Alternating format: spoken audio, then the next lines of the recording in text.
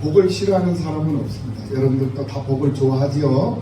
네. 그런데 유난히도 우리 동양 사람들은 더 복을 좋아하는 것 같아요. 그래서 우리나라 사람들도 그렇고 또 중국 사람이나 이 일본 사람들도 그렇습니다. 그래서 복자를 천장에다가 거꾸로만 매달아 놓기도 하고 벽에다가 복자를 막 써가지고 거꾸로만 매달아 놓기도 합니다. 왜 그러느냐? 하늘에서 복이 빨리 내려오라는 거예요. 그리고 또 벽에다가도 빨리 하늘에서 벽을 타고 우리의 가정으로 우리 집안으로 복이 빨리 임하기를 바라는 그런 마음, 그런 간절함을 담아가지고 새해 첫날에 복자를 많이 써서 붙여놓기도 하고 복을 빌기도 하고 복을 바라기도 하는 것이 우리 동양 사람들의 특징인 것 같아요.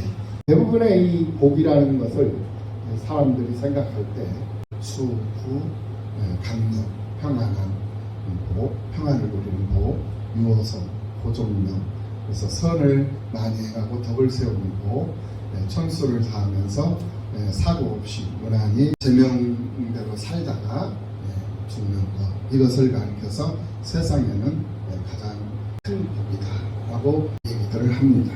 이런 것들은 우리 기독교적인 그런 복이라기보다는 유교적인 그런 발상에서 나온 복의 개념이에요. 그런데 오늘날 많은 사람들은 그 유교에서 나오는 그런 복의 발상을 생활 속에 아무런 문제 없이 적용을 하면서 그것이 진짜로 복인 걸로 착각을 하고 생각을 하면서 세상을 산다는 거예요.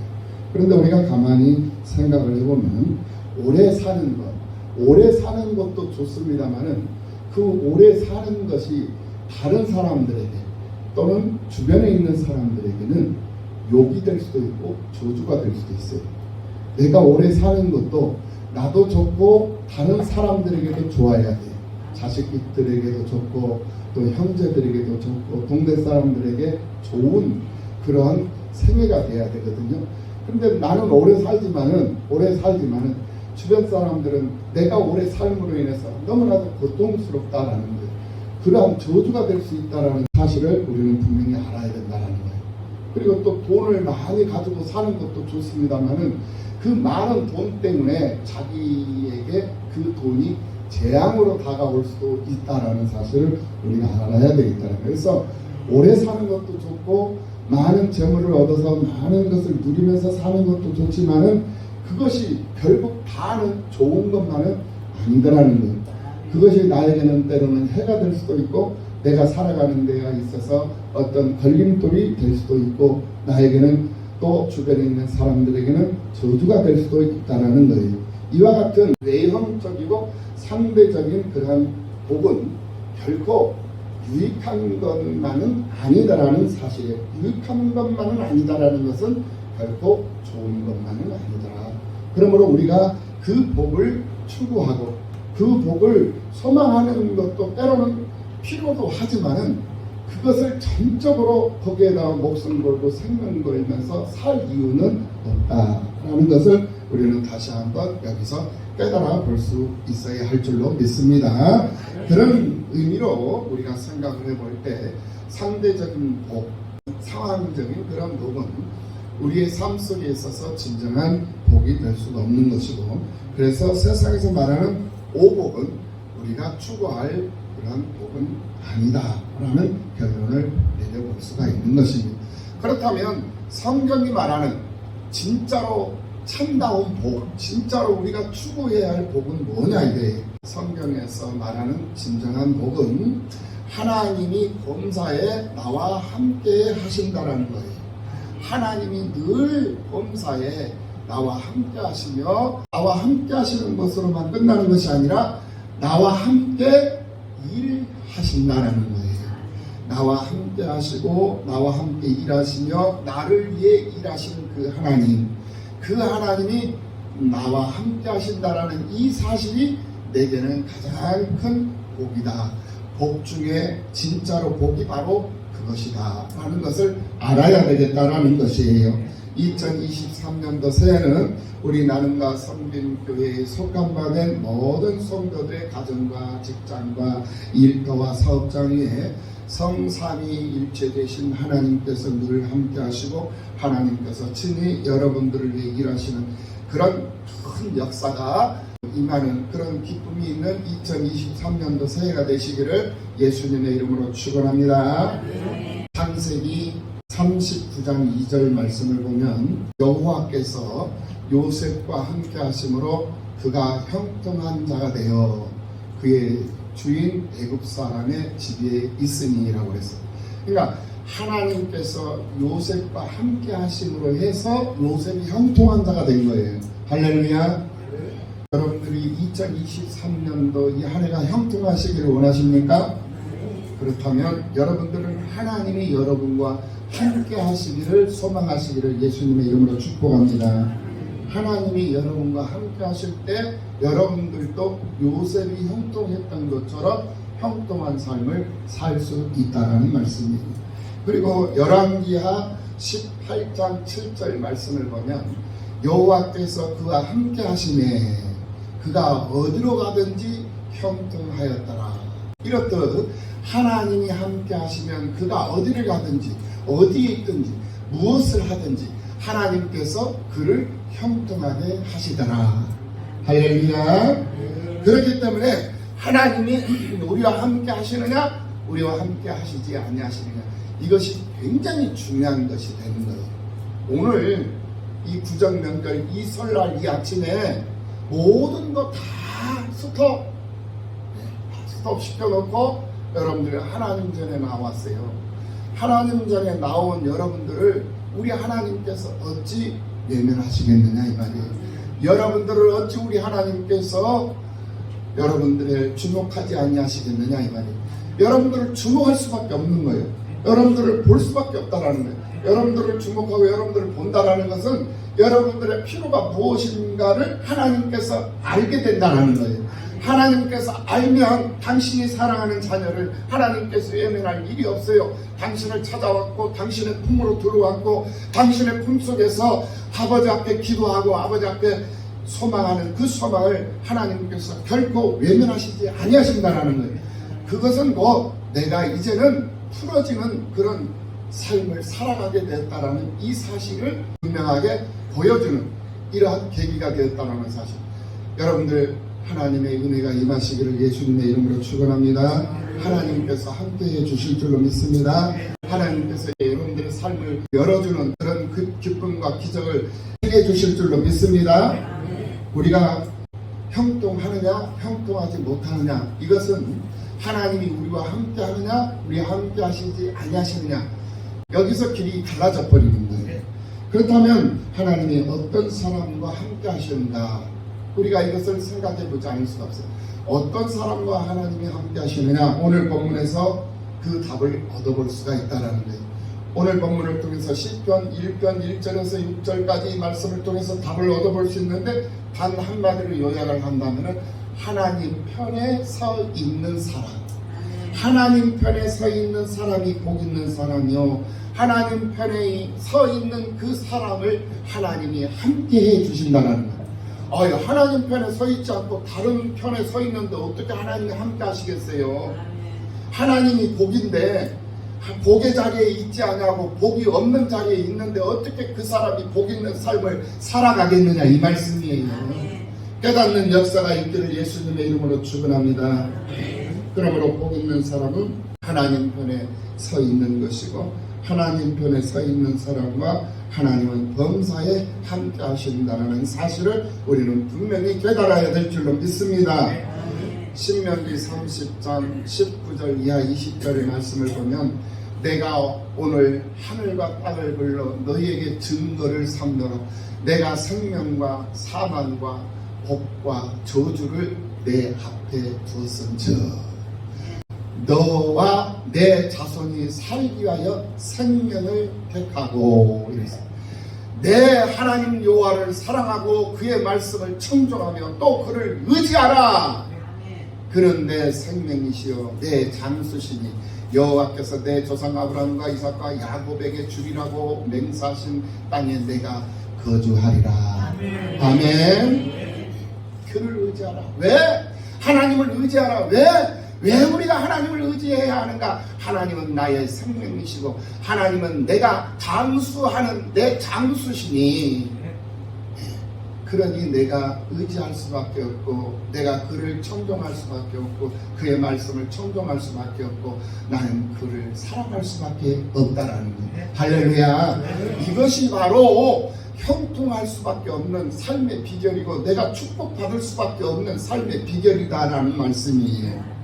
이 말씀을 반드시 기억하고 깨닫는 삶을 살아가는 여러분들의 삶이 되시기를 예수님의 이름으로 축원합니다.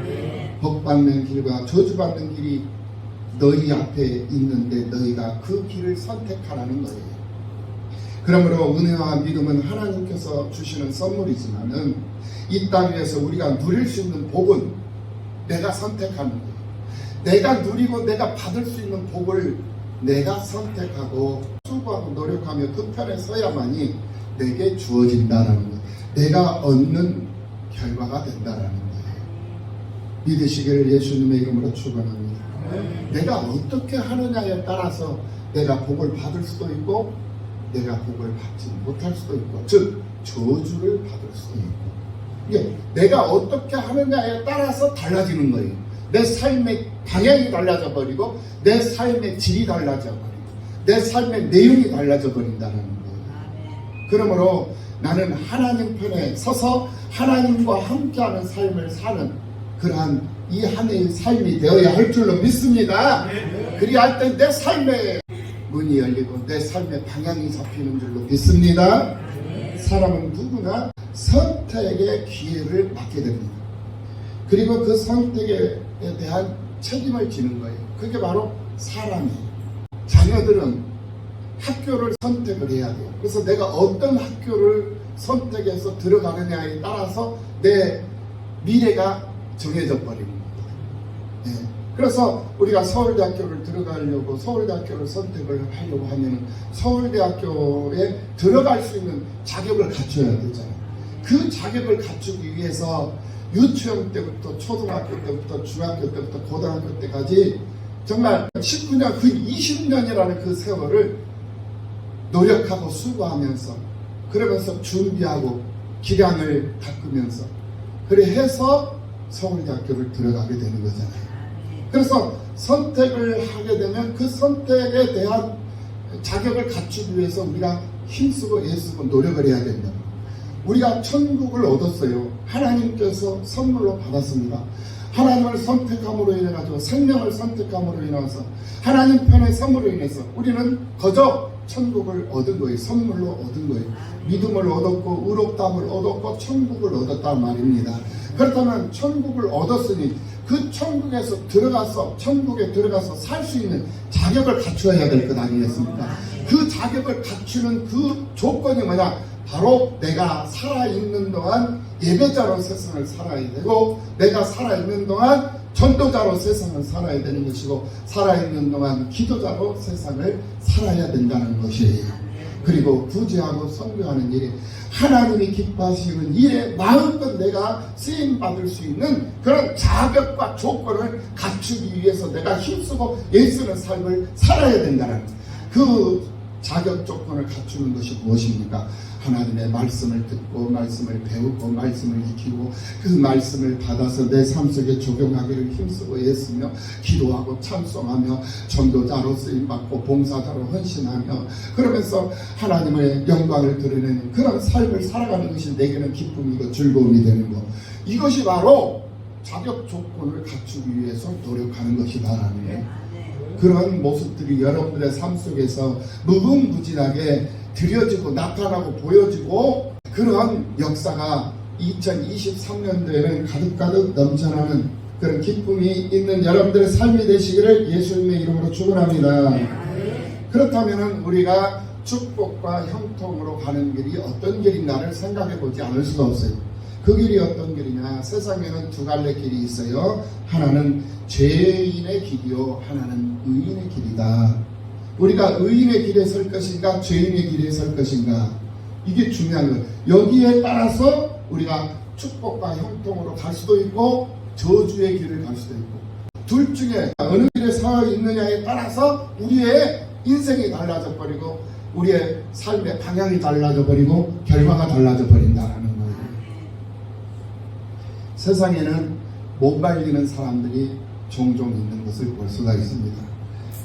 태풍주의보가 내렸는데 무인도에 들어가서 낚시질을 하는 사람들이 있어요. 이 참 못 말리는 사람들이.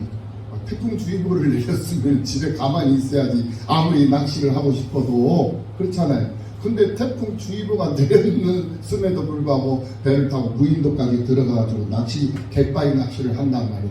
그거 참 못 말리는 사람들이죠. 네. 홍수주의보가 났어요. 홍수주의보가 났는데도 계곡에서 야영을 하는 사람들이 있어요. 이거 못 말리는 사람이에요. 네. 주일이에요. 주일날 예수 믿고 하나님을 섬기는 사람들은 주일날 어디를 가야 돼? 교회 나와야죠. 교회 나와서 예배를 드려야 되잖아요. 그런데 이 못 말리는 사람들이 있어.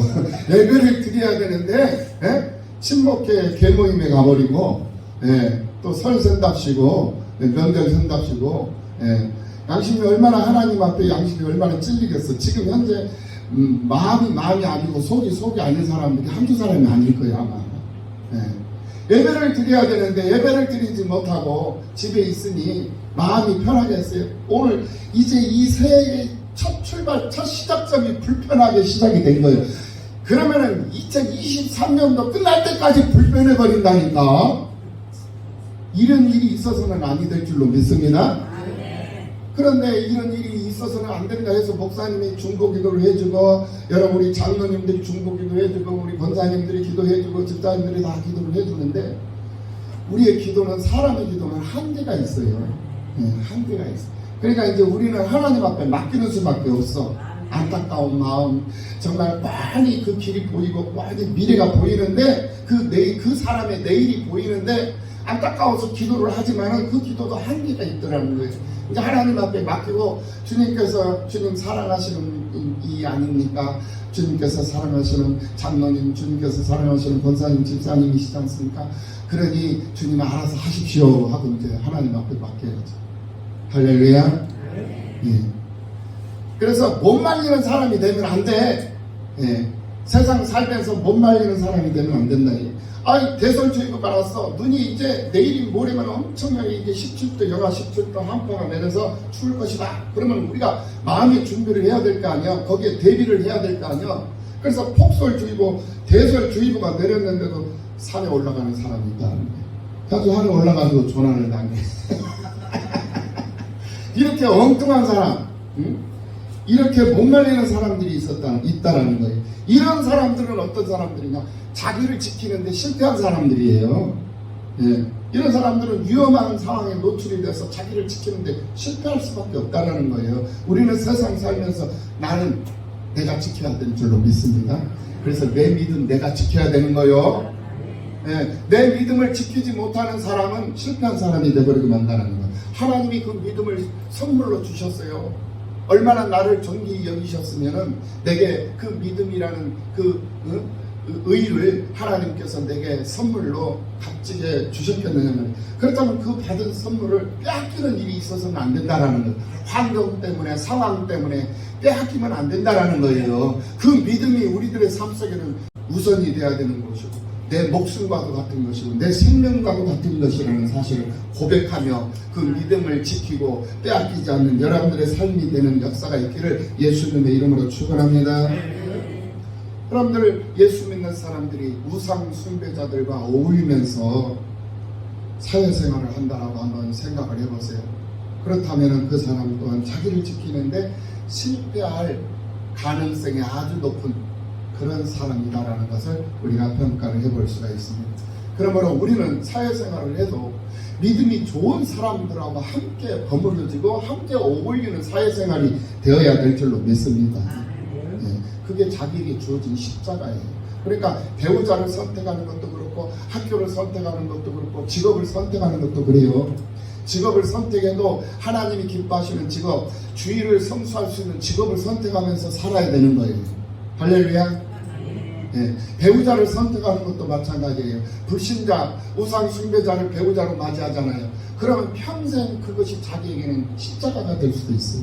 그로 인해 가지고 자기의 믿음을 빼앗기고 믿음을 잊어버리고 하나님을 잃어버리고 세상을 살다가 지옥으로 떨어지는 그런 경우도 있다라는 거예요. 그래서 배우자를 만나는 것도 참 중요한 거예요. 사업 파트너를 만나는 것도 그만큼 중요한 거예요. 사업 파트너도 불신자, 우상 숭배자를 사업 파트너로 만나잖아요. 그러면은 신앙생활하는데, 교회 생활하는데 방해가 되어버린다는 거예요. 직업도 마찬가지예요. 직장도 그렇다는 거예요. 그래서 우리가 무엇을 선택하고 살아가야 하는가, 이거 굉장히 중요한 거예요. 내가 사느냐 죽느냐의 문제가 될 수도 있다라는 말씀이다라는 거예요. 그러므로 이 사악하고 폐역한 세대 속에서 우리가 물들이지 않기 위해서는 자기를 세상과 세속에서 지켜내는 것, 그것이 가장 중요한 것이다라는 사실을 깨닫는 역사가 있기를 예수님의 이름으로 축원합니다. 그래서 자기를 지키기 위해서 우리는 예배를 사모하면서 살아야 되고, 믿는 자와 될 수 있으면 함께하는, 믿음의 사람과 함께하는 그런 삶을 살아가기 위해서 힘써야 되겠다. 그런 상황 속에서 우리가 믿음으로 세상을 살아갈 때 하나님은 우리를 기뻐 받으시고 우리의 삶 속에 깊이 개입하시고 임재하시고 내주하셔서 우리와 함께 하시는 하나님이 되신다라는 거예요. 하나님께서 함께 하시지 않는 인생은 하나님의 복을 받을 수 없을 뿐 아니라 그 있는 것까지도 빼앗기고 만다라는 것을 우리는 분명히 알아야 돼요. 그러므로 새해를 맞이한 오늘 우리들은 축복과 형통으로 가기 위해서 우리는 해야 할 일이 있어요. 첫 번째 해야 할 일이 뭐냐? 바로 악인들의 꾀를 쫓지 말아야 한다는 거예요. 악인들의 꾀를 쫓지 말아라. 악인이 어떤 사람들을 가리켜서 악인이라고 그랬죠? 하나님을 모르는 사람들을 가리켜서 악인이라고 그랬어요. 네. 그러니까 하나님을 알지 못하는 그런 사람들의 꾀를 쫓지 말아라. 꾀를 쫓지 그 사람들의 수작에, 그 사람들의 계략에 놀아나지 말으라는 거예요. 네. 이건 명심이야. 두 번째가 뭐냐? 죄인들의 길에 서지 말아야 된다. 죄인이, 어떤 자들이 죄인이라고 그랬어요? 믿음으로 하지 아니하는 모든 것이 다 죄라고 그랬어요. 그 다음 세 번째는 뭐냐? 바로 오만한 자의 자리에 앉지 않아야 된다. 오만방자한 그러한 사람이 되어서는 아니 된다라는 거예요. 우리가 축복과 형통으로 가기 위해 적극적으로 행동해야 할 것이 있는데, 그것이 바로 세 가지입니다. 그것이 뭐냐? 바로 하나님을 즐거워하라는 거예요. 그리고 하나님을 즐거워하는 것으로 끝나는 것이 아니라 하나님을 즐거워하고 하나님의 말씀을 주야로 묵상하고, 그리고 하나님의 말씀을 주야로 묵상하는 것으로 끝나는 것이 아니라 거기에 맞는 열매를 맺고, 시편 1편으로 들어갑니다. 그래서 하나님을 즐거워하고 하나님의 말씀을 주야로 묵상하고, 그리고 그 말씀대로 열매 맺는, 열매가 있는 삶을 살아가는 그러한 사람들이 바로 축복과 형통으로 삶을 살아가는 사람들의 모습이다 라고 우리가 정리를 해볼 수가 있는 것입니다. 그렇다면 형통하지 못한다라는 것은 곧 불통 있는 삶을 살게 된다. 하나님과 소통하면 형통하는데, 하나님과 불통하면 형통하는 것이 아니라 고통을 받게 됩니다. 그래서 고통받지 않는 삶을 살기 위해서는 우리가 하나님과 소통해야 되고 하나님의 말씀을 주야로 묵상해야 되니까 그 소통으로 인해서 오는 결과는 형통. 근데 소통하지, 하나님의 말씀을 주야로 묵상하지 않으면 우리에게 주어지는 것은 불통. 그 불통에 대한 결과는 곧 고통이 된다는. 할렐루야. 그러므로 무엇이 우리가 지혜로운 것인가, 어떤 삶이, 어떤 모습이 축복받는 모습이고 축복받는 삶이고 형통할 수 있는 삶인가, 이것을 우리가 깨달아야 된다. 그것은 곧 하나님을 기쁘시게 하고 하나님이 기뻐하는 자리에 함께하고, 또 하나님의 말씀을 주야로 묵상하고, 하나님의 말씀을 주야로 묵상한다는 것은 혼자서 하나님 말씀 보는 것도 맞는 것입니다만은, 하나님의 말씀을 풀고 하나님의 말씀을 듣고 하나님의 말씀을 또 확인하고 그러면서 하나님 말씀 적용하면서 사는 것, 그것이 바로 하나님의 말씀을 주야로 묵상하고 사는 삶의 모습이다. 믿으시기 바랍니다. 그런 삶을 살아가는 그 사람은 바로 하나님과 소통하는 사람이기 때문에, 하나님과 소통하는 그 사람은 형통할 수밖에 없다라고 말씀을 지금 현재 하고 있다라는 거예요. 그래서 이 야고보서 1장 17절 말씀에서 말씀하시는 말씀은 각양 좋은 것들이 위로부터 빛들의 아버지께로서 온다라고 말씀을 하고 있는 것을 볼 수가 있어요. 온갖 좋은 은사와 온전한 선물이 다 위로부터 빛들의 아버지께로부터 내려오나니 그는 변함도 없으시고 또 회전하는 그림자도 없으시니라. 그래서 모든 것들이 다 온전한 온갖 좋은 것, 좋은 은사, 좋은 그런 온전한 선물들이 다 위로부터 내려온다. 아버지께로부터 온다라고 분명히 말씀을 해주고 있는 것을 볼 수가 있고요. 시편 73편 28절에서 말씀하시기를 하나님께 가까이 하니 내게 복이라. 이랬어요. 내가 주 여호와를 나의 피난처로 삼아 나의 모든 행적을 전파하리이다. 나의 모든 행적, 나의 피난처로 삼고 내가 세상을 사는 그런 모든 복음의 행적, 그 행적을 전파하리. 지금 이건 뭐냐면 바로 전도자의 삶을 살겠다라는 거예요. 간증이 있는 삶을 살겠다라는 거예요. 할렐루야. 하나님이 가까이 하니 내게. 이 세상의 모든 사람들이 복을 좋아하는데 가장 좋은 복이 뭐냐, 가장 큰 복이 뭐냐, 가장 진짜로 우리에게 필요한 복이 뭐냐, 하나님을 가까이 하는 것이다. 하나님을 가까이 하고 세상을 믿음으로 사는 것이다 라는 거예요. 결론적으로 축복과 형통으로 가는 길은 의인으로 인정받는 길이다 라고 오늘 본문 6절에서 말씀을 하고 있는 것을 볼 수가 있어요. 무릇 의인들의 길은 여호와께서 인정하시나 악인들의 길은 망하리로다. 이렇게 말씀을 하고 있는 것을 볼 수가 있어요. 사람이 살면서 누구에겐가 인정을 받는다라는 것은 참 신나는 일이죠. 참 기쁜 일이고 보람 있는 일이고 정말 자긍심 있는 일이고 참 자랑스러운 일이에요. 스스로 좀 대단한 일이라고 자부심을 가질 수 있는 그런 일이 바로 사람들에게 인정을 받고 산다는 것입니다. 우리들이 잘 알고 있는 요셉이라는 이런 사람도 그렇습니다. 형들이 시기 질투해가지고 이 요셉을 이 애국으로 장사하러 다니는 그런 사람들에게 은이식을 받고 노예로 팔아버려요. 그래서 이 요셉은 인신매매를 당한 거예요. 그러나 이 요셉은 그 형제들을 원망하지 않습니다. 우리는 세상 살면서 원망, 불평, 불만 얼마나 많습니까? 작은 것, 사소한 것인데도 그것이 원망으로, 불평으로 그냥 막 쏟아져요. 그 불평과 불만으로 인해 가지고 원망, 원성이 자자하고 그것으로 인해 가지고 많은 주변에 있는 사람들의 가슴을 아프게 하고 마음을 아프게 하는 경우들이 많아요. 상처를 주는 경우들이 많단 말입니다. 나는 그냥 속이 상해서 나는 그냥 대수롭지 않게 그냥 한번 내뱉은 말인데 그 말이 비수가 돼가지고 다른 사람들에게 표창, 창으로 그냥 막 찌르고 그 사람들이 상처받아가지고 보통 신음하면서 그렇게 살다가 다시 회복되기도 하고 그러고는 실족돼가지고 죽어버리기도 하는 그런 경우들이 많이 있다라는. 우리는 그러한 도구가 되어서는 안 돼요. 그런 도구가 되어서는 안 됩니다. 그러니까 이 요셉은 원망하지 않았어요. 형제들을 원망하지 않고 불평하지 않았습니다. 그냥 팔린 그 자체만으로도 자기가 연약하고 부족해서 두렵고 떨리는 마음에서 보디발의 장군의 집에 이제 노예로 팔려가서 거기서 충성을 한 거예요. 왜 충성을 했어요? 자기가 살기 위해서 충성한 거예요. 원망하고 불평한 것이 아니라 정말 오히려 더 찬송하고 오히려 더 자기에게 주어진 일에 충성하면서 충실하면서 사람에게 인정받으려고 그들에게 인정받으려고 충성했다는 거예요. 그게 바로 요셉의 모습이었다는. 그러니까 그 주인, 그 집 주인이 그 요셉을 보고 인정하지 않을 수가 없는 거예요. 그 요셉을 보고 인정했어. 요셉을 인정해가 그 요셉을 높인 거예요. 그래서 그 집안, 그 가정을 지키는 총으로 만든 거예요. 집사로 만들어줬다는 거예요. 그래서 그 집안의 모든 살림들을 관리를 했어요.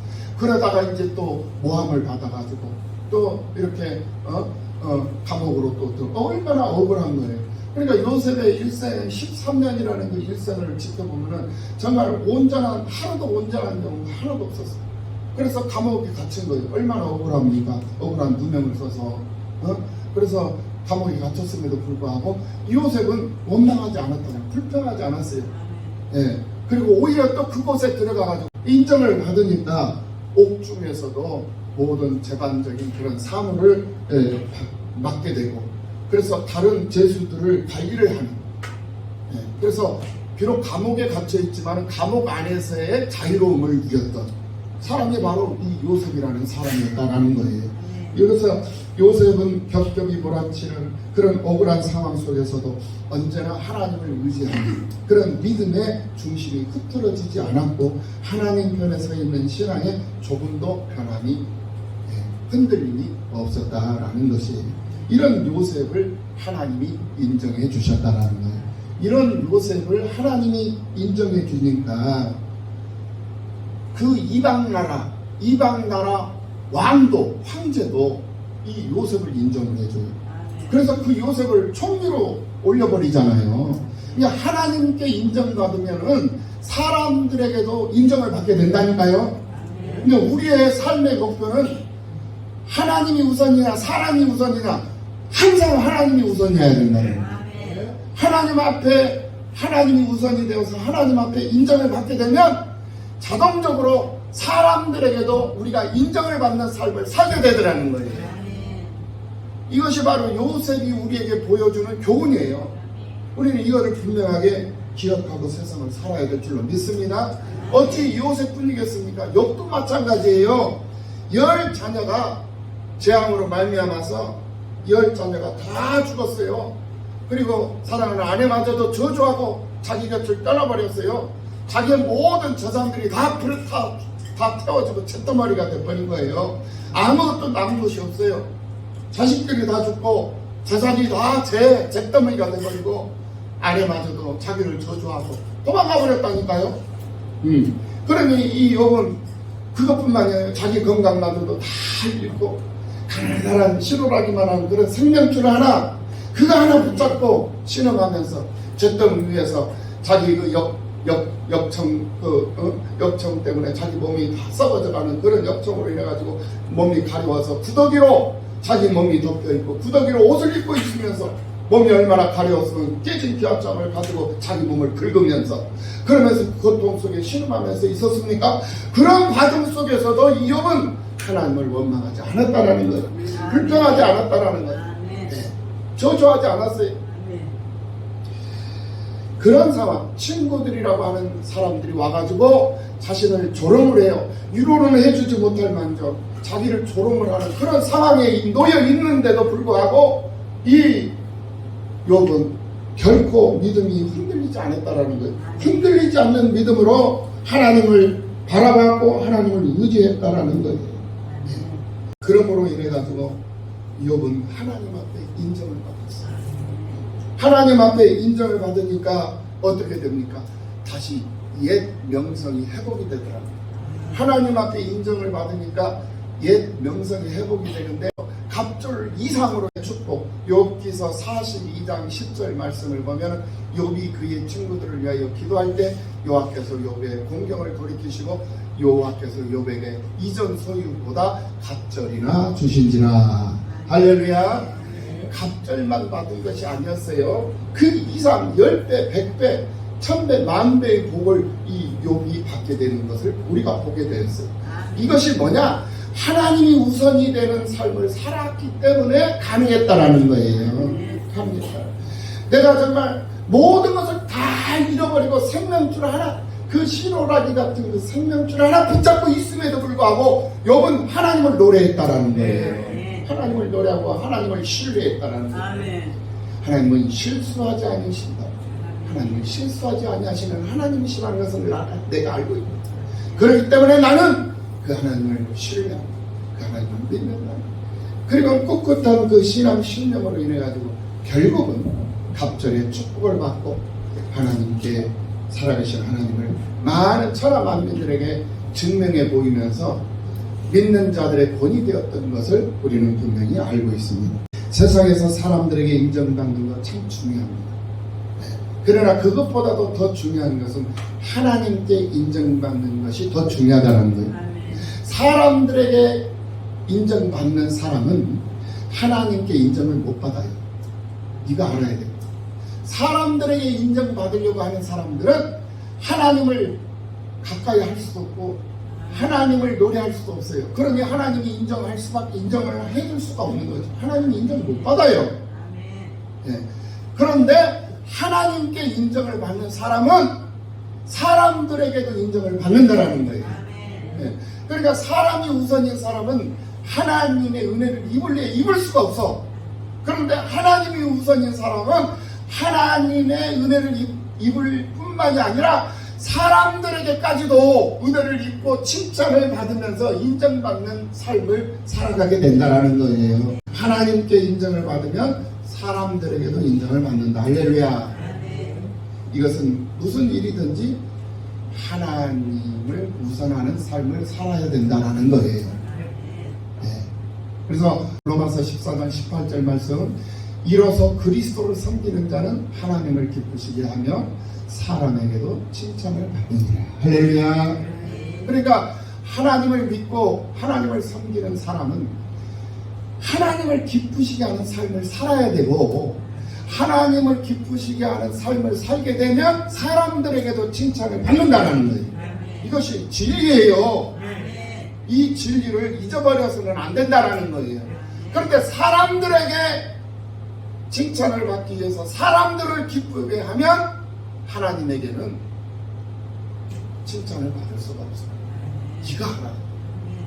어떤 일이 있어도 2023년 이 새해만큼은 하나님께 인정받는 여러분들의 삶이 되시기를 예수님의 이름으로 축원합니다.